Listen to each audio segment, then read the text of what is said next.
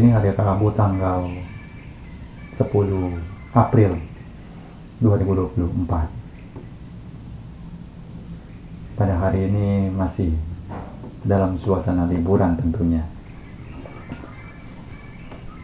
Biar bagaimanapun waktu itu mau dipakai untuk beraktivitas, untuk bekerja, ataupun untuk bersantai, ataupun untuk menenangkan diri guna lebih mendalami Dhamma, juga tetaplah habis. Waktu tidak akan menunggu. Waktu akan terus berjalan sebagaimana hukum alamnya. Maka kalau kita tidak cakap dalam melihat hal ini, mungkin akan merasa seolah waktu di dunia ini begitu singkat. Tidak berapa lama rasanya waktu itu berjalan, tapi sudah sampai pada usia ini, sudah sampai pada keadaan yang seperti ini. Namanya seperti itulah yang namanya kehidupan. Terlebih jika melewatkannya dengan hal-hal yang menyenangkan, sudahlah tentunya waktu itu tampak berlalu begitu cepat. Tidak lama lagi juga berganti. Dan biasanya ketika sedang dalam keadaan yang dirundung oleh penderitaan,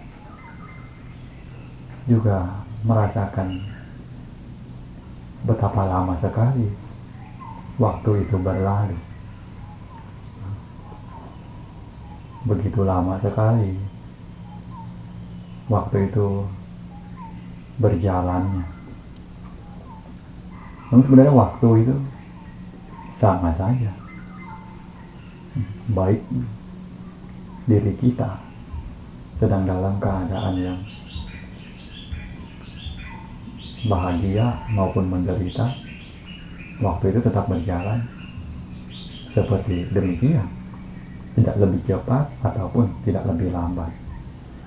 Inilah yang sebenarnya berasal daripada cara pandang di dalam pemikiran kita sendiri, sehingga melihat ataupun merasakan perbedaan dari bagaimana waktu itu berjalan. Ketika berbicara tentang Dhamma, ajaran Sang Buddha, tentunya tidaklah terlepas daripada cara kerja hukum alam. Kita dapat melihat dari ajaran-ajaran Sang Buddha yang termuat di dalam Dhamma. Di sana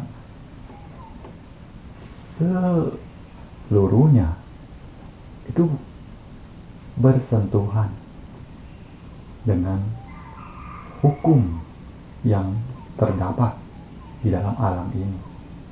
Mulai dari yang tentunya merupakan Dhamma pamungkas dalam Buddha Sasana ini, yang tiada duanya, yang Sang Buddha telah putar untuk pertama kali di Taman Rusa Isipatana di hadapan 5 Pancawagya, 5 orang pertapa. Ini adalah Dhamma yang mengawali pembabaran Dhamma itu. Boleh dibilang mengawali terbentuknya Buddha Sasana ini, dan akan terus berputar tanpa ada makhluk dengan kuasa seperti apapun, manusia sekuat apapun yang dapat untuk menghentikannya. Yaitu adalah Dhammacakka Pavattana Sutta, yang isinya adalah mulai dari menghindari dua jalan ekstrim yang tidak berguna, yaitu kama sukha lika nu yoga dan atakila mata dukkha nu yoga. Dua jalan ekstrim ini, yang pertama adalah memanjakan indera secara berlebihan, bersenang-senang dengan menuruti mata, telinga, lidah, indera peraba, hidung. Ini 5 indera kita yang dimanjakan untuk mendapatkan apa yang menjadi makanannya, yang berupa hal-hal menyenangkan yang sama sekali tidak memberikan manfaat. Ini jalan ekstrim pertama. Lalu jalan ekstrim berikutnya adalah jalan ekstrim yang berseberangan, namun juga tidaklah berguna, yaitu jalan dalam melakukan penyiksaan diri secara berlebihan. Makanya Sang Buddha di sini mengajarkan untuk mengambil jalan tengah atau majjhima patipada. Ini terdapat di dalam khotbah ini. Setelah itu juga khotbah pamungkas yang juga terdapat di dalam khotbah ini, di dalam sutta ini,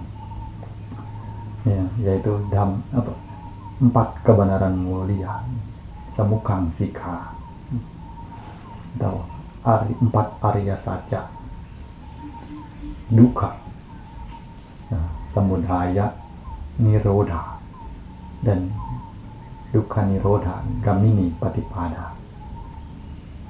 Dukkha itu adalah penderitaan. Kehidupan kita di dunia ini tentunya pastilah akan menemukan hal ini, baik banyak maupun sedikitnya. Pastilah akan ada waktu-waktu di mana mendapatinya.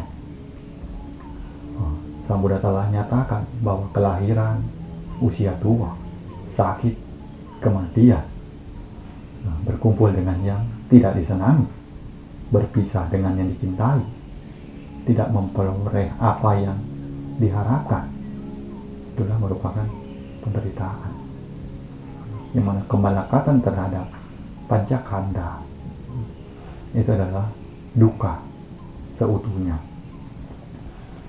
Lalu sebab yang juga Sang Buddha tunjukkan dalam samudaya ini, dukkha samudaya, sebab dari penderitaan itu dikarenakan tanha, yang Sang Buddha bagi ke dalam 3 jenis: kama tanha, bhawa tanha, dan wibhawa tanha.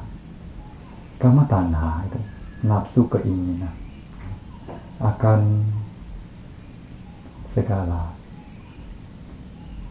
kesenangan-kesenangan indrawi di dunia yang dapat dirasakan oleh 5 indria ini, mulai dari mata, telinga, hidung, lidah, serta indera peraba.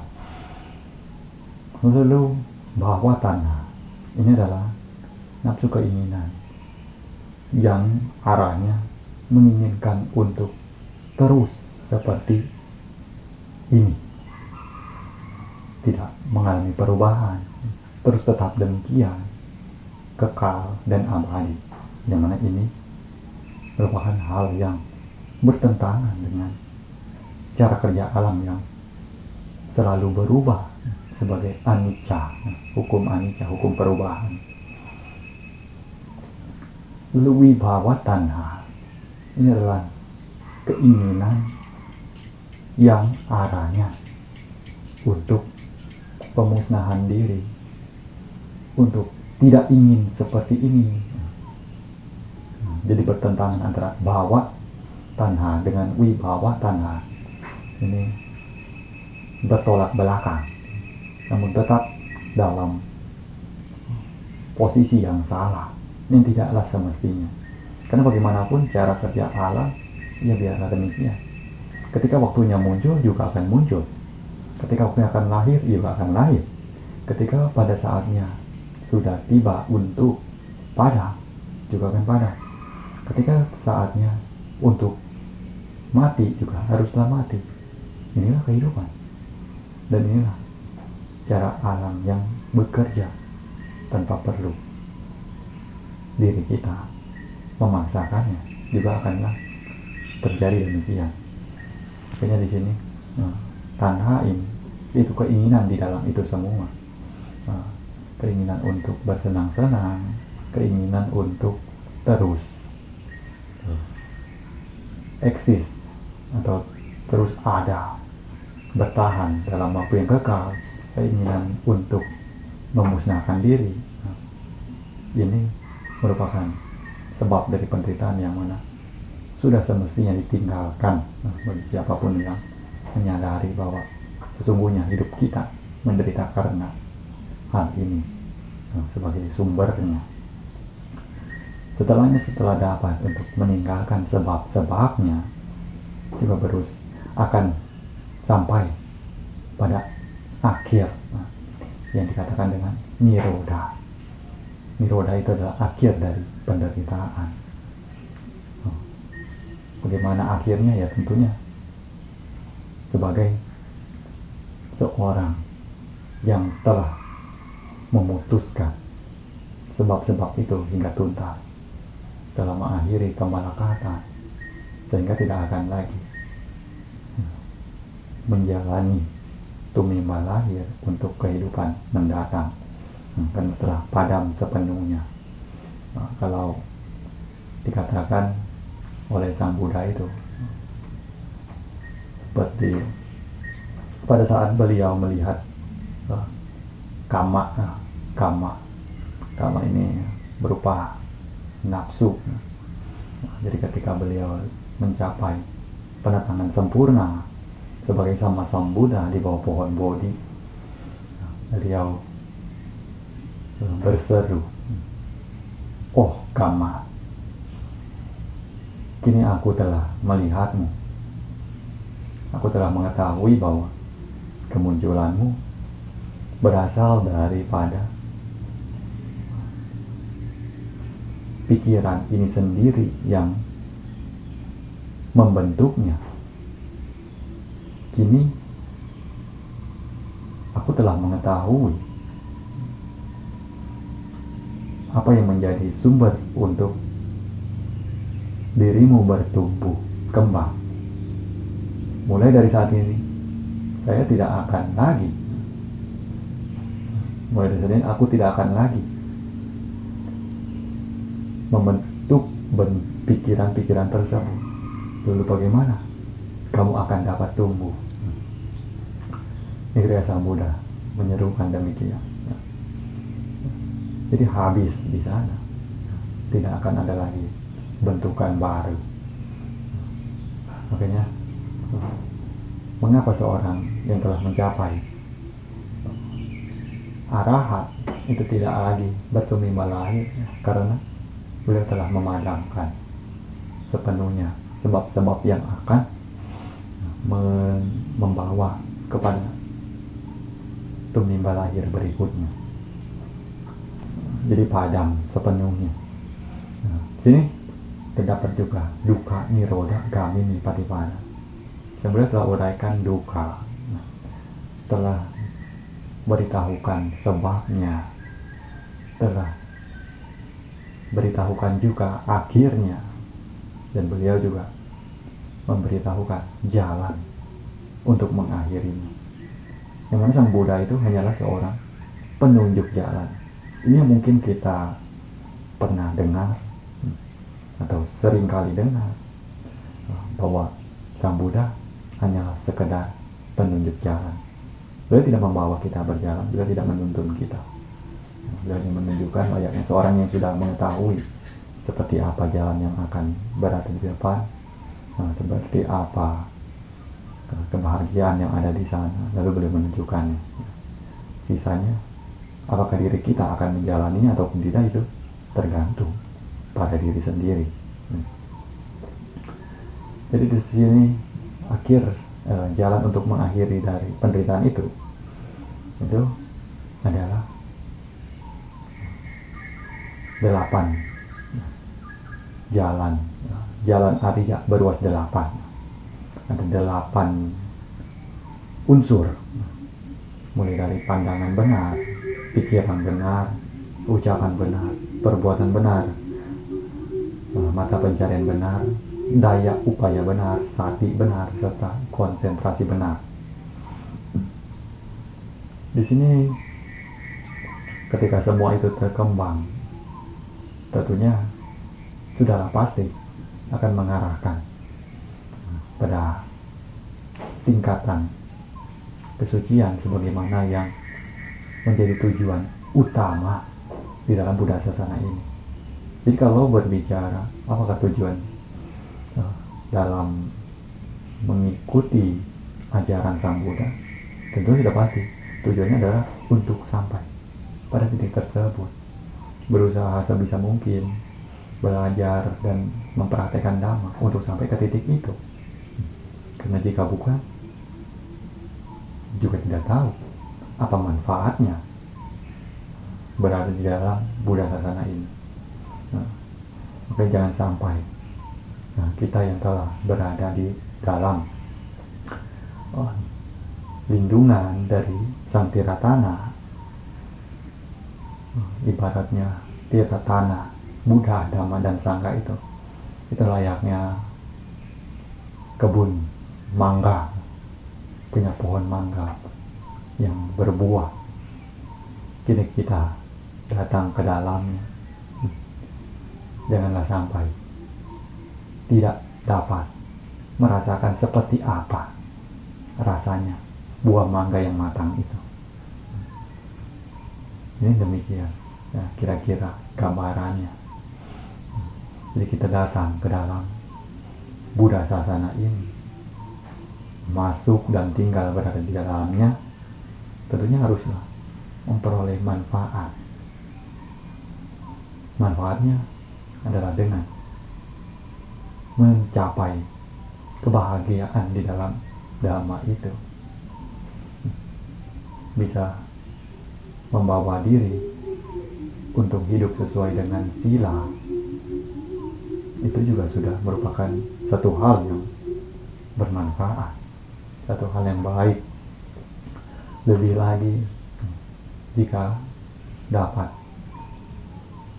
merasakan seperti apa hasil dari mengembangkan cita bawana, merasakan ketenangan di dalamnya, hingga apalagi bila mampu untuk memperoleh kebijaksanaan atau panya dari pelaksanaan cita bawana itu. Ini akan sangat bermanfaat. Semakin dekat dengan Dhamma, juga tentunya semakin dekat dengan kebahagiaan. Makanya Dhamma ajaran Sang Buddha itu dikatakan sebagai Dhamma yang indah pada awal, indah pada pertengahan, serta indah pada akhirnya. Itu dikarenakan pada saat awal mengetahui Dhamma itu hanya akan mengarahkan pada kebahagiaan, pada jalan menuju kebahagiaan, juga sudah merupakan satu hal yang menggiurkan, menumbuhkan rasa bahagia di awal. Untuk melaksanakannya menjadi lebih bersemangat, lebih senang hati. Setelah itu indah pada pertengahan. Kini di saat menjalani Dhamma itu, mempraktekannya juga dengan perasaan sukacita di dalam hati. Walaupun mungkin di dalam prakteknya bertemu dengan berbagai macam hal-hal yang berat, hal-hal yang berupa rasa sakit, penderitaan, dan lain sebagainya. Namun jauh lebih dalam daripada itu terdapat satu rasa kebahagiaan yang begitu mendalam. Di balik kesulitan di dalam berjuang itu tersimpan kebahagiaan yang teramat mendalam. Lalu setelahnya, setelah atau akhirnya, kebahagiaan yang ada pada akhirnya itu adalah di saat kita telah melaksanakannya dengan baik, juga akan memperoleh hasilnya. Sebagaimana seorang petani yang bekerja keras, mulai dari menanam padi, kemudian merawatnya tanaman-tanaman itu dengan baik, sampai pada akhirnya tanaman itu menghasilkan padi untuk dipanen. Ya, itu merupakan apa yang menjadi milik dari si petani itu, hasil buah kerja kerasnya. Dan ini juga merupakan kebahagiaan yang dapat diperoleh. Jadi ditambah lagi kebahagiaan yang merupakan hasil daripada diri sendiri itu, usahakan itu akan selalu lebih mendalam dibandingkan kebahagiaan yang diperoleh dari pemberian orang lain. Maka di dalam Buddha Sasana ini hendaknya kita berusaha untuk mengusahakan kebahagiaan itu sendiri, bukan dengan mengharapkan kebahagiaan itu muncul dari mana, dari siapa, ataupun dari kebetulan, namun berusaha untuk mengusahakannya sendiri.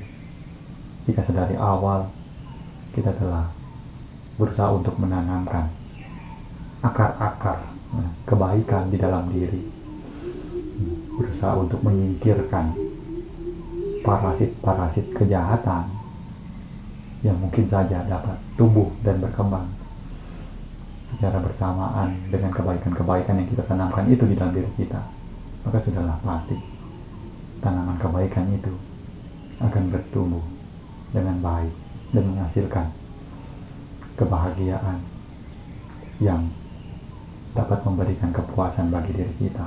Setidaknya dalam kehidupan ini telah berusaha untuk memperoleh atau mengusahakan manfaat sebaik mungkin. Jadi ada kepuasan pada saat akan meninggalkan dunia ini, tidak lagi menyayangkannya, sudah selesai semuanya dengan baik, menuntaskan apa yang dapat diusahakan semaksimal mungkin, walaupun tidak sampai akhir dari penderitaan sebagaimana yang ditunjukkan oleh Sang Buddha, juga sudah sampai pada penghujung batas kemampuan, juga sudah puas. Sisanya melanjutkannya lagi di kesempatan berikutnya, ini akan sangat baik dibandingkan daripada tidak berpikir apa-apa, menunggu kematian tiba, membiarkan waktu berlalu begitu saja, atau apalagi terjun dalam jeratan dari nafsu keinginan. Ini tentunya akan teramat begitu merugikan di mata seorang bijaksanawan yang memandangnya bahwa hidup ini sudahlah semestinya untuk kita lalui dengan penuh kesadaran, sebagaimana yang telah Sang Buddha sampaikan di dalam khotbah atau sabda terakhir Pacima Wada. Itu Sang Buddha sampaikan untuk terakhir kalinya, dan setelah itu beliau tidak mengatakan kata apapun. Jadi kalimat itu berbunyi dalam bahasa Indonesianya, apa yang terkondisi di dunia ini tidaklah kekal adanya, ya, agar Anda sekalian berusaha untuk tinggal dalam kewaspadaan demi memenuhi manfaat untuk diri sendiri dan juga untuk yang lainnya. Inilah, setelah Sang Buddha mengatakan kalimat ini, beliau pun menutup mulutnya dan tidak mengucapkan sepatah kata apapun lagi. Nah, jadi dapat dilihat betapa berharganya kata-kata itu, nah, untuk menjadi riwayat yang terus dipegang hingga saat ini sebagai wasiat terakhir dari Sang Buddha untuk ditinggalkan kepada para Buddha Mamaka yang menjaga kelangsungan dari Buddha Sasana ini. Jadi mungkin untuk hari ini hanya inilah yang dapat disampaikan.